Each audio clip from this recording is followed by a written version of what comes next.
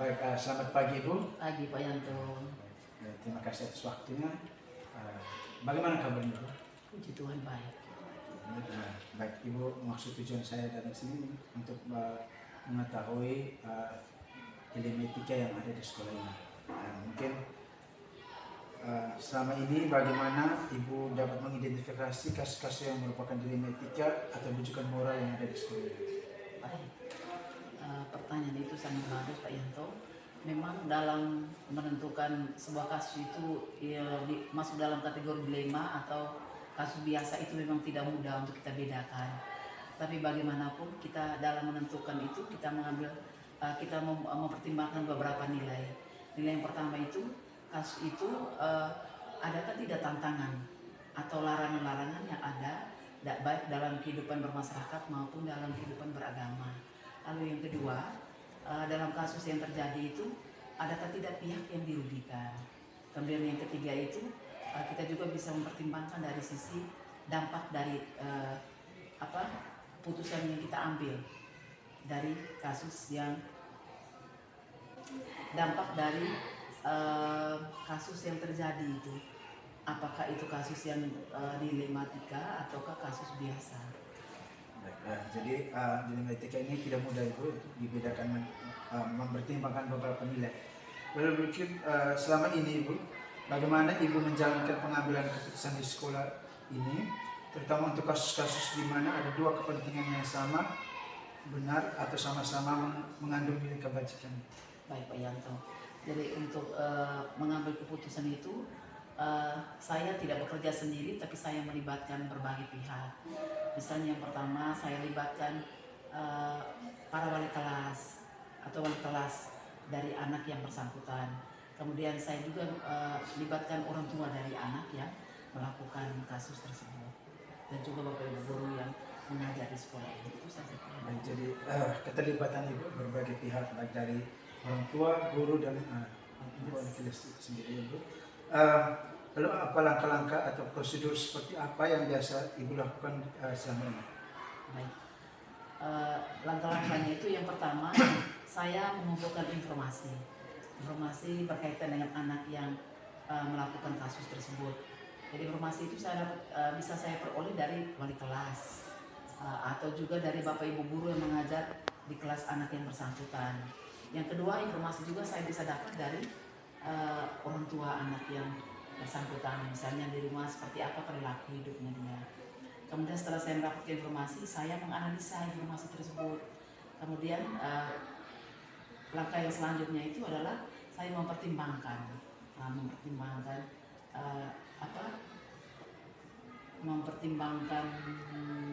sudut pandang.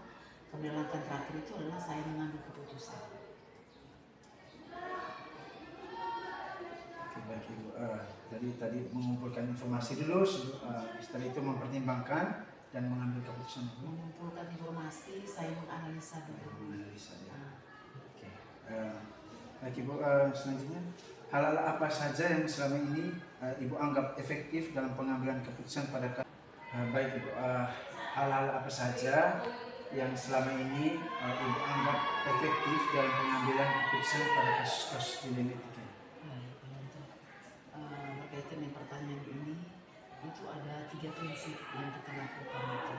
Yang pertama, berpikir berbasis hasil akhir. Yang kedua, berorientasi pada aturan yang benar. Yang ketiga, mengutamakan rasa peduli. Baik Ibu, ada 3 prinsip, yaitu berpikir, berorientasi dan mengutamakan rasa peduli. Lalu hal-hal apa saja yang selama ini merupakan tantangan dalam pengambilan keputusan pada kasus-kasus genetika ini? Merupakan tantangan. Ya. Yang pertama itu karena kasus itu dua-duanya sama-sama penting, dua-duanya sama-sama benar. Jadi itu merupakan tantangan itu bagaimana kita menjaga objektivitas yang tidak terbawa oleh emosi. Baik, sama-sama penting ya Ibu, tidak dua halnya sama-sama penting. Lalu apakah Ibu memiliki sebuah tata kala atau jadwal tertentu dalam sebuah penyelesaian kasus dilematika? Apakah ada, Ibu langsung menyelesaikan di tempat atau memiliki sebuah jadwal untuk menyelesaikannya? Untuk atau prosedur seperti apa yang Ibu jalankan? Jadi untuk menyelesaikan kasus-kasus yang terjadi di sekolah kita ini, memang di sekolah kita ini tidak punya jadwal khusus untuk penyelesaiannya. Jadi ya sifatnya itu sangat tergantung dengan kapan kasus itu terjadi. Misalnya kasus itu terjadi hari ini, ya kita upayakan sebisanya kita supaya diselesaikan di hari yang bersangkutan. Kalau memang dalam perjalanan ditemukan berbagai halangan atau kendala, karena itu bisa kita tunda ke besok atau ke lusa sesuai dengan kesepakatan bersama dengan pihak-pihak yang saya libatkan dalam penyelesaian kasus itu. Ada prosedurnya untuk apa prosedur? Prosedur dalam penyelesaian kasus itu. Yang pertama kita memanggil dulu anak yang bersangkutan. Memanggil anak yang bersangkutan, kita minta keterangan dari dia, informasi. Diharapkan anak itu menyampaikan informasi yang akurat, yang sesuai dengan fakta yang terjadi, supaya tidak membingungkan kita dalam pengambilan keputusan. Yang kedua, kita juga bisa minta informasi lain dari anak tersebut, misalnya dari teman dekatnya yang mungkin tahu persis tentang kejadian yang dia lakukan itu. Dan berikutnya itu kita juga bisa mencari tahu informasi dari wali kelas. Setelah itu baru dibuat surat pemanggilan kepada orang tua wali daripada anak yang bersangkutan. Baik, Ibu, tidak ada jadwal khusus ya dalam dilematika ini. Lalu adakah seseorang atau faktor-faktor apa selama ini mempermudah atau membantu Ibu dalam pengambilan keputusan dalam kasus-kasus dilematika ini? Baik. Faktor yang memudahkan saya dalam pengambilan keputusan itu adalah saya selalu bekerja sama dengan pihak wali kelas. Karena yang paling tahu tentang anak dalam kelas itu adalah wali kelas. Berarti kolaborasi antara Ibu dengan wali kelas itu. Baik Ibu, dari semua hal yang telah Ibu sampaikan tadi, pembelajaran apa yang dapat Ibu petik dari pengalaman Ibu mengambil keputusan dilematika ini? Baik. Pembelajaran yang bisa saya ambil atau bisa terima dari pengalaman ini adalah dalam mengambil sebuah keputusan yang kasusnya dilematika itu, kita tidak bisa bekerja sendiri. Kita harus melibatkan berbagai pihak supaya keputusan kita ambil itu tidak mendatangkan kerugian bagi orang lain. Baik, jadi keterlibatan semua pihak. Baik Ibu, terima kasih banyak atas waktunya. Semoga apa yang kita bicarakan dapat berjalan dengan baik ya. Baik, terima kasih. Selamat siang. Siang Pak Yanto. Baik, selamat pagi Ibu. Pagi Pak Yanto. Terima kasih atas waktunya. Bagaimana kabarnya Pak? Puji Tuhan baik. Baik Ibu, maksud tujuan saya datang sini untuk mengetahui dilematika yang ada di sekolah ini. Mungkin selama ini bagaimana Ibu dapat mengidentifikasi kasus-kasus yang merupakan dilematika atau rujukan moral yang ada di sekolah ini? Pertanyaan itu sangat bagus Pak Yanto. Memang dalam menentukan sebuah kasus itu masuk dalam kategori dilema atau kasus biasa itu memang tidak mudah untuk kita bedakan. Tapi bagaimanapun kita dalam menentukan itu kita mempertimbangkan beberapa nilai. Nilai yang pertama itu kasus itu adakah tidak tantangan atau larangan-larangan yang ada baik dalam kehidupan bermasyarakat maupun dalam kehidupan beragama. Lalu yang kedua, dalam kasus yang terjadi itu adakah tidak pihak yang dirugikan. Kemudian yang ketiga itu kita juga bisa mempertimbangkan dari sisi dampak dari putusan yang kita ambil dari kasus yang dampak dari kasus yang terjadi itu, apakah itu kasus yang dilematika ataukah kasus biasa. Jadi dilematika ini tidak mudah Ibu untuk membedakan mempertimbangkan beberapa nilai. Lalu mungkin selama ini Ibu, bagaimana Ibu menjalankan pengambilan keputusan di sekolah ini, terutama untuk kasus-kasus di mana ada dua kepentingan yang sama, benar atau sama-sama mengandung nilai kebajikan. Baik Pak Yanto. Jadi untuk mengambil keputusan itu, saya tidak bekerja sendiri, tapi saya melibatkan berbagai pihak. Misalnya yang pertama saya libatkan para wali kelas atau wali kelas dari anak yang bersangkutan. Kemudian saya juga libatkan orang tua dari anak yang melakukan kasus tersebut, dan juga bapak ibu guru yang mengajar di sekolah ini. Jadi keterlibatan Ibu berbagai pihak, baik dari orang tua, guru, dan ibu wali kelas sendiri Ibu. Lalu apa langkah-langkah atau prosedur seperti apa yang biasa Ibu lakukan selama ini? Langkah-langkahnya itu yang pertama, saya mengumpulkan informasi berkaitan dengan anak yang melakukan kasus tersebut.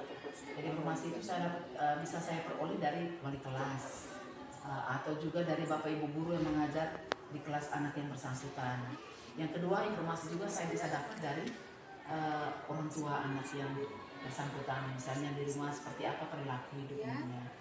Kemudian setelah saya mendapatkan informasi, saya menganalisa informasi tersebut.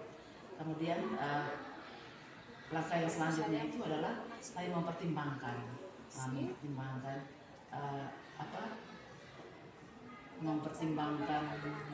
macam sudut pandang. Kemudian langkah terakhir itu adalah saya mengambil keputusan. Baik Ibu, jadi tadi mengumpulkan informasi dulu, setelah itu mempertimbangkan dan mengambil keputusan Ibu. Mengumpulkan informasi, saya menganalisa dulu. Oke. Baik Ibu, selanjutnya hal-hal apa saja yang selama ini Ibu anggap efektif dalam pengambilan keputusan pada baik Ibu, hal-hal apa saja yang selama ini Ibu anggap efektif dalam pengambilan keputusan pada kasus-kasus dilematika? Berkaitan dengan pertanyaan ini, itu ada 3 prinsip yang kita lakukan itu. Yang pertama, berpikir berbasis hasil akhir. Yang kedua, berorientasi pada aturan yang benar. Yang ketiga, mengutamakan rasa peduli. Hal-hal apa saja yang selama ini Baik, ada 3 prinsip, yaitu berpikir, berorientasi, dan mengutamakan rasa peduli. Lalu hal-hal apa saja yang selama ini merupakan tantangan dalam pengambilan keputusan pada kasus-kasus dilematika ini? Merupakan tantangan. Yang pertama itu karena kasus itu dua-duanya sama-sama penting, dua-duanya sama-sama benar.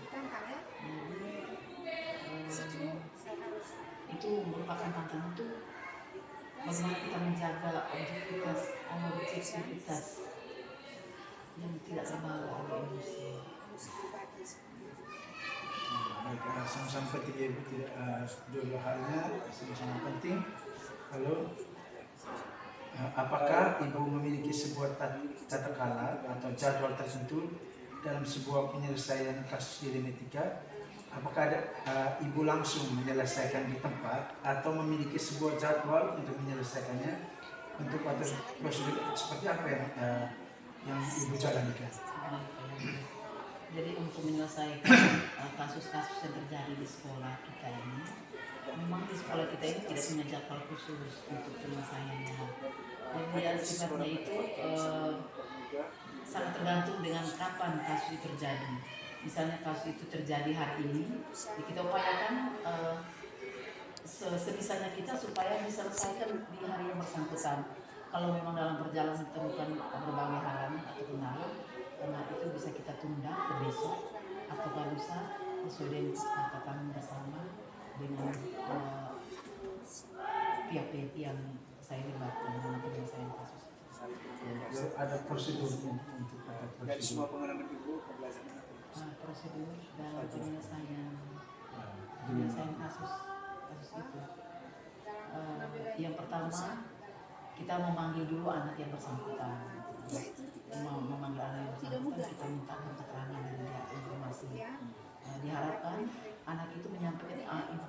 akurat yang sesuai dengan fakta yang terjadi supaya tidak membingungkan kita dalam pengambilan keputusan. Yang kedua, kita juga bisa minta informasi lain dari anak tersebut, misalnya dari teman dekatnya yang mungkin tahu persis tentang kejadian yang dia lakukan itu. Dan berikutnya itu kita juga bisa mencari tahu informasi dari wali kelas. Setelah itu baru dibuat surat pemanggilan kepada orang tua wali daripada anak yang bersangkutan. Baik, Ibu. Tidak ada jadwal khusus ya dalam dilema etika ini. Lalu, adakah seseorang atau faktor-faktor apa selama ini mempermudah atau membantu Ibu dalam pengambilan keputusan dalam kasus-kasus dilema etika ini? Kadang kan sulit ya kita membedakan Faktor yang memudahkan saya dalam pengambilan keputusan itu adalah saya selalu bekerja sama dengan pihak wali kelas. Karena yang paling tahu tentang anak dalam kelas itu adalah wali kelas. Berarti kolaborasi antara Ibu dengan wali kelas itu. Baik, Ibu. Dari semua hal yang telah Ibu sampaikan tadi, pembelajaran apa yang dapat Ibu petik dari pengalaman Ibu pengambil keputusan dilema etika ini?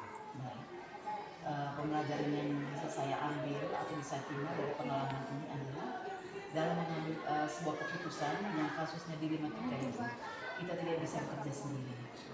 Kita harus melibatkan berbagai pihak supaya keputusan kita ambil itu tidak mendatangkan kerugian bagi orang lain. Baik, jadi keterlibatan semua pihak. Baik, Ibu, terima kasih banyak atas waktunya. Semoga apa yang kita bicarakan dapat berjalan dengan baik. Baik, terima kasih. Selamat siang. Siang Pak Yanto. Kasus yang terjadi dengan Baik, selamat siang Ibu. siang Bagaimana kabarnya? baik. Baik, terima kasih baik Ibu ya. Mungkin pada hari ini saya mau bertanya beberapa hal tentang pengambilan keputusan, terutama yang berkaitan dengan dilema etika di sekolah SD ini.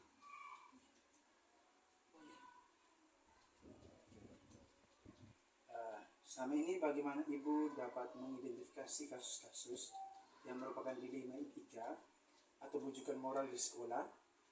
Kadang kan sulit ya, kita membedakan Ibu ya, mana yang benar, mana yang dilema, dan mana yang hanya masalah biasa. Ketika menghadapi berbagai masalah yang termasuk dalam menyangkut dilema etika itu biasanya saya melihat dulu kadang-kadang ada yang tidak sesuai dan bertentangan, kemudian apakah kita lihat dulu pihak mana yang dirugikan, pihak mana yang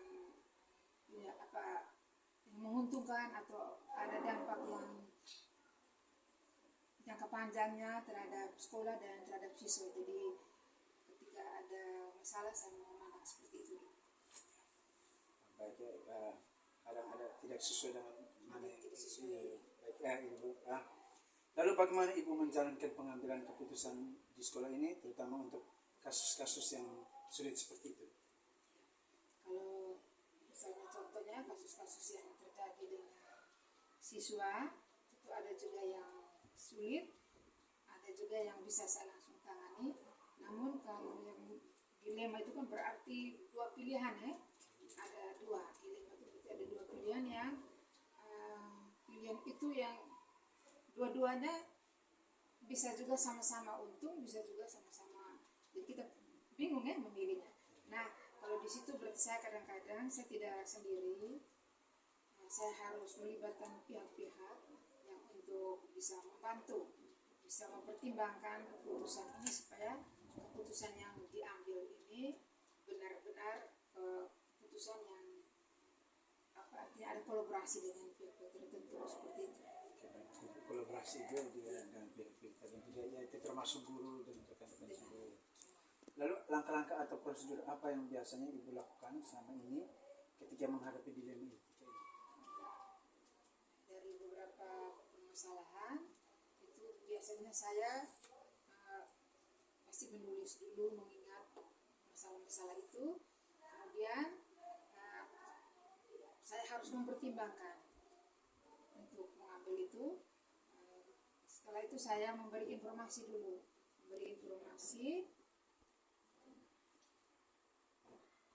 dan mencari beberapa alternatif ya, mencari alternatif penyelesaiannya seperti apa, apakah nanti tepat atau tidak, dan saya pasti akan kolaborasi tadi, berkomunikasi kembali kepada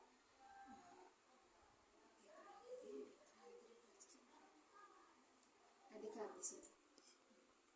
Pertama itu saya biasanya mengumpulkan dulu semua informasi, kemudian menganalisis itu informasinya, identifikasi apakah yang bertentangan, dan setelah itu saya mencari alternatifnya, alternatif atau solusinya, sehingga bisa memberi keputusan yang benar-benar dianggap, keputusan itu dianggap paling tepat, dan komunikasikan kembali kepada pihak-pihak terkait. Mengidentifikasi atau menganalisis informasi tersebut ya Ibu. Ya. Mungkin hal-hal apa saja yang selama ini menjadi tantangan dalam pengambilan keputusan pada kasus-kasus dilema etika? Tantangan terbesar itu ketika saya kita pilih ada dua masalah dan dia mengandung dua nilai yang sama-sama penting, sehingga kadang kita juga ada tekanan ya, semacam merasa ada tekanan dari berbagai pihak, sehingga kita benar-benar ditantang ya. Di situ saya harus menjaga kita punya objektivitas di dalam pengambilan keputusan, sehingga jangan sampai terbawa oleh emosi pribadi seperti itu. Tantangan terbesar itu ketika harus memilih antara dua nilai ya kan? Ya, sama-sama penting. Lalu apakah Ibu memiliki jadwal tertentu dalam menyelesaikan kasus dilema etika ini? Dalam menghadapi dilema etika, saya tidak punya jadwal, tidak ada jadwal tertentu, karena masalah ini kan terkadang datang seketika saja kan, jadi kita tidak punya jadwal yang paten itu ya, yang baku. Tergantung keadaan situasi. Baik Ibu, adakah seseorang atau faktor yang sama ini mempermudah Ibu dalam pengambilan keputusan ini? Di dalam mengambil keputusan hal-hal yang menyangkut dilema etika ini, saya tidak sendiri, karena di sekolah itu ada guru saya, yaitu Bapak Ibu guru. Paling pertama itu dengan saya selalu minta pendapat dari guru-guru senior. Kalau memang dianggap perlu, itu semua guru juga kami butuhkan untuk punya pendapat. Saling berkolaborasi antara Ya, rekan guru kolaborasi. ya. Dari semua pengalaman Ibu, pembelajaran apa yang bisa Ibu bagikan? Bahwa dalam pengambilan keputusan dalam menghadapi dilema etika itu kita tidak mudah. Kemudian ada poin-poin yang penting ya. Jadi kita harus berusaha untuk bisa mencari solusinya seperti apa, sehingga bisa menjadi pedoman kita di dalam saat kita mengambil keputusan itu. Dalam pengambilan keputusan tidak mudah juga, ada banyak pertimbangan.